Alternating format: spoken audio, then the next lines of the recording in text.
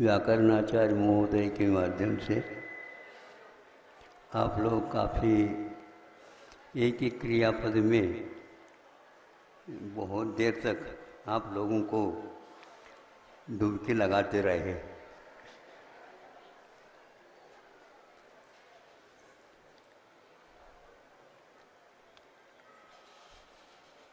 आत्मा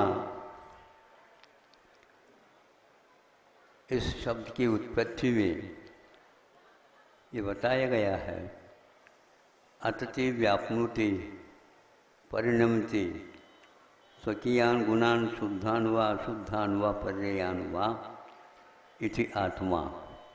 कि आत्मा के अपने शुद्ध या अशुद्ध पर्यायों को, गुणों को गुणों रूप परिणमन करता है,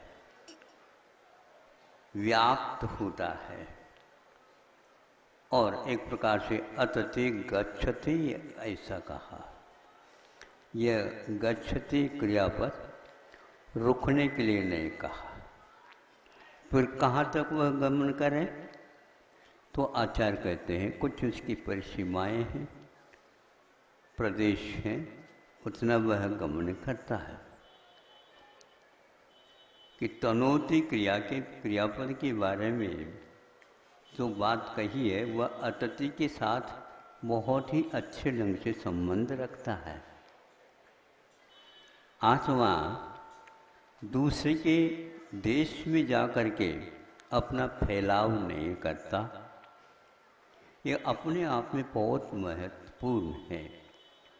जैसे समुद्र अपनी सीमा का उल्लंघन नहीं करता, उसी प्रकार प्रत्येक वस्तु या द्रव्य पदार्थ अपने गुण और अपने स्वभाव विभाव के साथ ही फैलाव करता है।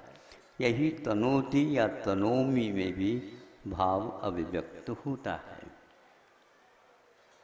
सुबह चर्चा हो रही थी, गर्मी के दिनों में भी आज का यह वातावरण बहुत ही अच्छा लग रहा था। किसी ने पूछा कि भैया यहाँ पर पानी पी सकते हैं, तो हमने कहा भैया जब अमृत का यहाँ पर प्रबंधन है और स्वयं भी आप कर रहे हैं, इसमें क्या तो पीना तो पानी तो प्रतिदिन पीते रहते, किंतु अमृत को चखो तो अपने आप ही उस आत्मा का बोध अवश्य होगा कि पात्र के बिना पानी रुक नहीं सकता। क्या कहा? पात्र के बिना पानी रुक नहीं सकता। और नीचे भी पंक्ति वैसे ही है, पात्र के बिना प्राणी रुक नहीं सकता, टिक नहीं सकता। ये सत्पात्र हैं, अध्ययन कर रहे हैं, सुन रहे हैं, वे भी पात्र हैं, वे स्मरण रखेंगे, वे भी तनुति का एक प्रकार से प्रयोग सार्थक करेंगे। मैं समझता हूँ यह उल्लंघन जो हमारा हो रहा है भावों के द्वारा, कल कहा था थोड़ा सा रुक गया था, उसको इसके साथ जोड़ा जा सकता है।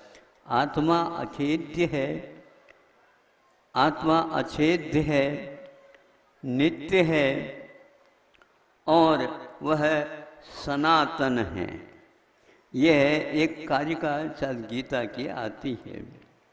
तो इसके साथ साथ ये जोड़ा जा सकता है तनोति, यह हमेशा हमेशा बना रहता है। बना रहता का अर्थ यह है कि वह अतिक्रमण नहीं करता। अतिक्रमण का अर्थ अपने द्रव्य की सीमा तक ही वह फैलता है। तो महाराज जी तो तनोमि के कहने करके कहाँ तक विस्तार करना चाहते हैं? विस्तार जितना अपना है उतना ही होता है, किंतु वह विस्तार सजाति के अपेक्षा से जहाँ तक बने वहाँ तक हो जाएगा। स्ववैभवाय यह शब्द उन्होंने जो प्रयोग किया है, और व्याकरणाचार्य जी ने तो उसका बहुत ही अच्छे अर्थ निकाला ये स्व जो कोई भी पढ़ेगा वह स्व के साथ ही पढ़ेगा, पर के साथ नहीं पढ़ेगा। तो इस प्रकार यह स्व की व्याप्ति स्व तक भी है और जो जो पढ़ेगा वहाँ तक भी है। मतलब तीन लोक में जहाँ कहीं भी स्वधन रखा है वह पूरा का पूरा व्याप्त होकर के इसके साथ बन सकता है। यानी सारे के सारे व्यक्ति जो कोई पढ़ेगा, सुनेगा और स्वप्न देखेगा उसको भी अपना वैभव मिलेगा, इसमें कोई संदेह नहीं। तो यह निश्चित करिए जो सुन रहा है उसके कारण भी जो पढ़ रहा है उसको भी आनंद आ रहा है। सुन रहे हो आप लोग? तो हम ये नहीं कहता हूँ पढ़ रहे हैं आप लोग, नहीं, पढ़ने की आवश्यकता नहीं।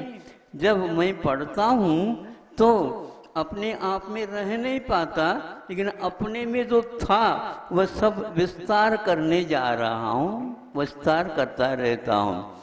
इसी में आनंद आता है। जो कवियों ने, ऋषियों ने लिखा है उसको सब तक पहुँचाने का कार्य भी होता है और उसमें अपना अलग अनुभव होता है।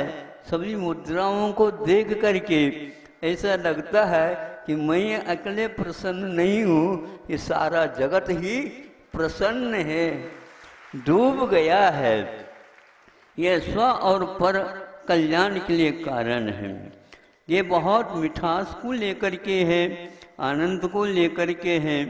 महाराज इसमें तो शक्कर घुल गया है। शक्कर डालते हैं ना, शक्कर जो डालते हैं उसके जो कण होता है वो बहुत कठिन होते हैं। दूध में डाल दिया जाए तो जाकर के नीचे बैठ जाता है। कई लोग सोचते हैं कि मैं पहले पंगत में नहीं बैठूंगा, क्योंकि बोलो,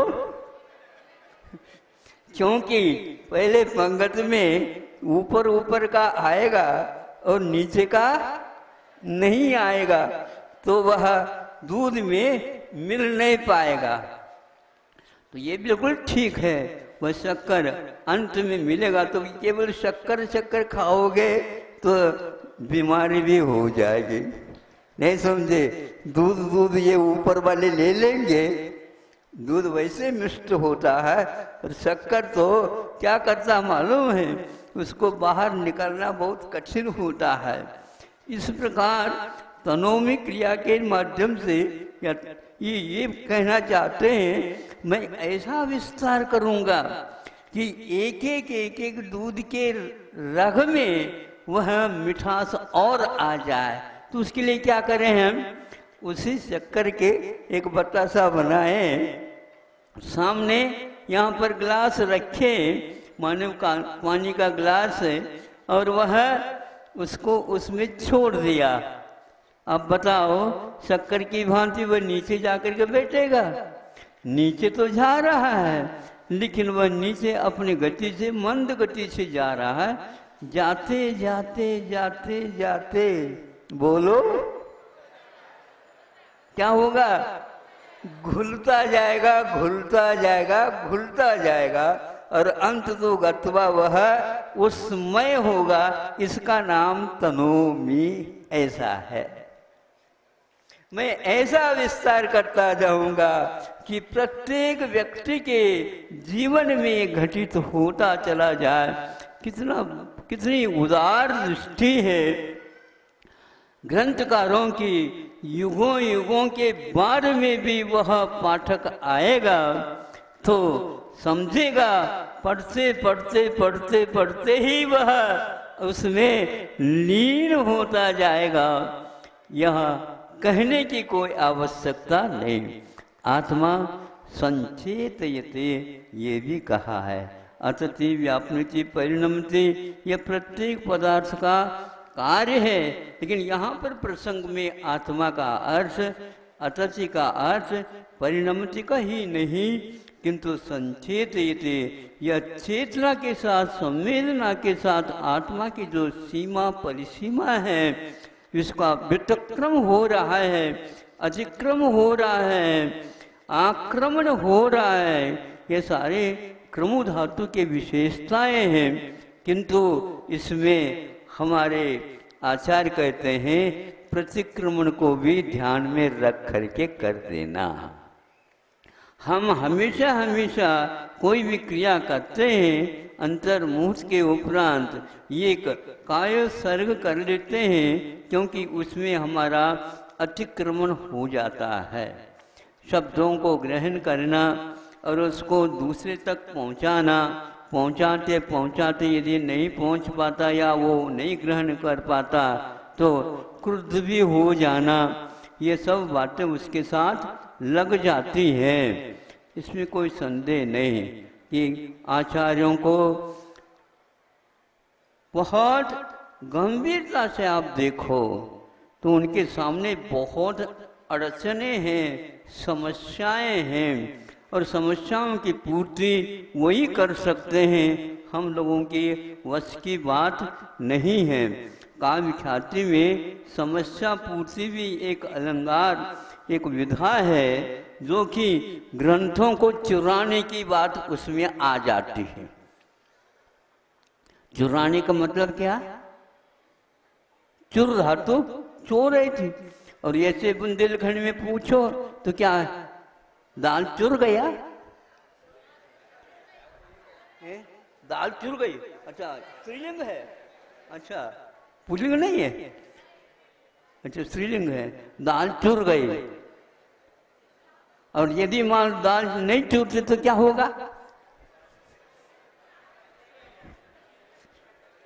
बहुत कठिन है। अरे क्या है ये, आप लोगों को दाल भी चुराना नहीं आता।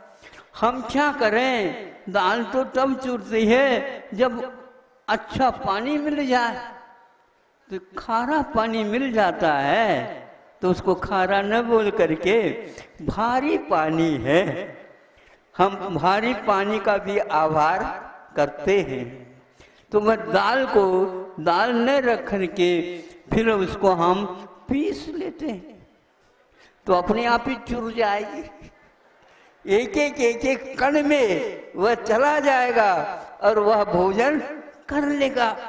तो उनकी समस्या क्या है? समस्या पूर्ति करते हैं तो आह्लाद हो जाता है, और समस्या पूर्ति यदि नहीं करते हैं तो आचार्य महोदय कहते हैं कि घबराओ नहीं, ये कर्तव्य की ओर मुड़ करके चलो।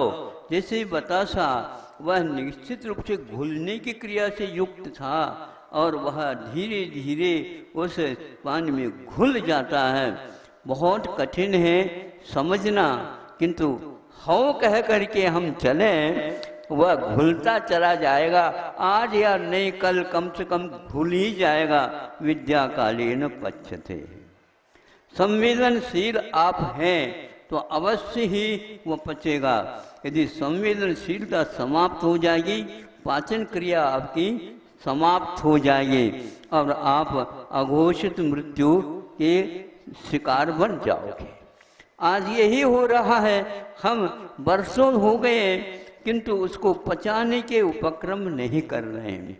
ये उपक्रम भी शब्द बहुत अच्छा माना जाता है। क्रम धाता के साथ ये लगा हुआ है, उसका भी भिन्न भिन्न उपसर्गों के माध्यम से ये होता है कि हमारे संवेदन ने ऐसा व्यायाम प्रारंभ कर दिया जिसको अतिक्रमण बोलते। अतिक्रमण से एक प्रकार से आक्रमण से दूसरे को धक्का लगता है। सीमाएं हमेशा हमेशा अंकित होना चाहिए और यूं कहना चाहिए वहाँ पर कोई न कोई व्यक्ति का नियुक्तिकरण भी कर देना चाहिए। स्वयं आत्मा वह चैतन्य पदार्थ है, अचेतन पदार्थ में जा ही नहीं सकता, यह उसकी सीमा है। फिर भी परिणमन की अपेक्षा से हम सोचते हैं, बैठे बैठे भी हम दूसरे के घर में प्रवेश कर जाते हैं, किंतु यह हमारी आदत है या विकृति है। प्रकृति से हम हट जाते हैं तब इस प्रकार का कार्यक्रम होता है।